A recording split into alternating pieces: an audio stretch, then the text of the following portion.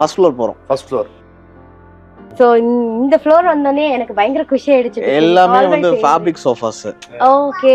கவுச்சியா கம்ஃபர்ட்டபிளா அப்படியே வந்து சாஞ்சிடலாம். ஆமா, ஆக்சுவலி இது வந்து சோஃபா மட்டும் கிடையாது. ஓகே. பிளஸ் ரெக்லைனரும் இருக்கு இதுல.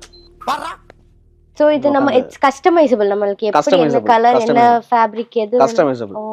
இங்க வந்து 2 டைப்ஸ் ஆஃப் அட்ஜஸ்ட்மென்ட்ஸ் இருக்குன்னு நினைக்கிறேன். ஆமா ஆமா. ஏன்னா வந்து பாக்கும்போது சில இதுலலாம் வந்துட்டு வெறும் இந்த ரெக்லைனர்னா பின்னாடி மட்டும் தான் சாய்வோம். இங்க ஹெட் ரெஸ்ட்டும் வச்சிருக்கிறது வந்து ஒரு அடிஷனல் பாயிண்டா இருக்குது, ஆடரா இருக்குது. யூஸ் பண்ணி பாருங்க சார். கண்டிப்பா பிரதர். இப்போ நான் எப்படி யூஸ் பண்ற மட்டும் பாருங்க. வாவ், செமையா இருக்கு ப்ரோ. செம்ம கம்ஃபர்ட்டபிளா இருக்கு.